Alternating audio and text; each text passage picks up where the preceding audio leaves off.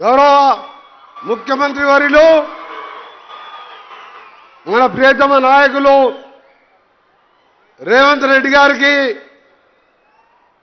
ముందుగా మీ అందరి తరపున నల్గొండ జిల్లా ప్రజల తరపున స్వాగతం పలుకుతూ ఈ కార్యక్రమంలో పాల్గొంటున్న పెద్దలు సహచార మంత్రివర్యులు ఉత్తమ్ కుమార్ రెడ్డి గారు, ఇన్ఛార్జ్ మంత్రివర్యులు అడ్లూరి లక్ష్మణ్ గారికి, అలాగే సహచార శాసనసభ్యులకు పెద్దలు హనుమంతరావు గారికి, మీ ప్రియతమ ఎమ్మెల్యే బిఎల్ఆర్ గారికి, మా సోదరుడు ఎమ్మెల్సీ శంకర్ నాయక్ గారు, అరో సోదరుడు దక్షిణ భారతంలోనే ఎక్కువ మెజార్టీతో గెలిపించిన మన పార్లమెంట్ సభ్యుడు రఘువీర్ రెడ్డి గారికి, వేదిక మీద ఉన్న పెద్దలందరికీ మీ అందరూ కూడా నమస్కారాలు తెలియజేసుకుంటూ, నేను ఎక్కువ మాట్లాడకుండా ఈరోజు మిర్యాల కూడా ఉంటా అంటే మిర్యాల కూడా పట్టణం అన్నా, మిర్యాల కూడా కాన్స్టిట్యున్సీ అన్నా, గౌరవ ముఖ్యమంత్రి గారికి ఒకటే చెప్పేది, ఇది ఏషియాలోనే పెద్ద రైస్ ఇండస్ట్రీతో పాటు ఇక్కడ అంతా కూడా వ్యాపార వర్గాలతో పాటు ఇక్కడ అంతా రైతులు కష్టపడే రైతులు ఉన్న ప్రాంతం ఇది.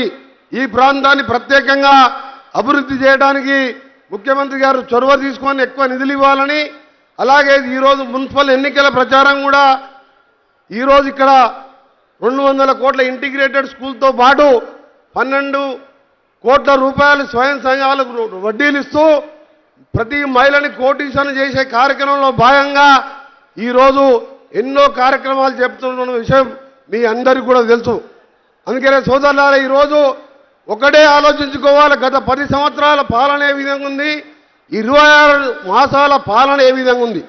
10 ఏళ్లలో ఒక్క రేషన్ కార్డు కూడా ఇవ్వలేని పరిస్థితి ఉంటే ఈరోజు గౌరవ ముఖ్యమంత్రి గారు, అదే మన జిల్లాకు చెందిన ఉత్తమ్ కుమార్ రెడ్డి సివిల్ శాఖ మంత్రి, మేమందరం కలిసి ఆలోచించి ప్రజారాజ్యం ఇందిరమ్మ రాజ్యం అంటే పేదల రాజ్యం, పేదోళ్లకు న్యాయం చేయాలని తెల్ల కార్డుతో పాటు మేమందరం తినే సన్న బియ్యం కూడా పేదలకు ఇచ్చిన ఘనత ఈ ప్రజాప్రభుత్వం ఉందని చెప్పి, దాంతోపాటు మహిళలకు ఇచ్చే కార్యక్రమాలు కానీ రైతులకు 20,000 కోట్ల రుణాలతో పాటు మరీ ముఖ్యంగా ఆలోచించాలి.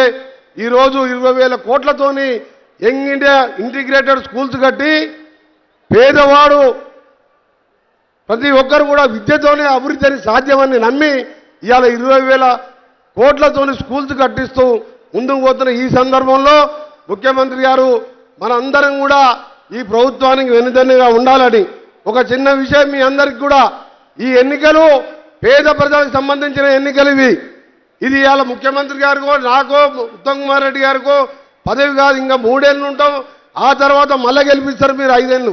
కానీ పేదవారి సమస్యలు తీర్చే మున్సిపల్ కౌన్సిలర్స్ కానీ చైర్మన్లు కానీ ఈరోజు మన కాంగ్రెస్ పార్టీ ఉంటే మీ వెనుక ఎమ్మెల్యే ఉన్నాడు, ఆ వెనుక మంత్రులను, మా వెనుక ముఖ్యమంత్రి గారు ఉన్నారు. తప్పక మిర్యాలు కూడా ఒక పారిశ్రామికంగా రైస్ ఇండస్ట్రీతో పాటు పెద్ద పట్టణం కాబట్టి మీరందరూ కూడా కాంగ్రెస్కి మెజార్టీ అభ్యర్థి గెలిపించాలని.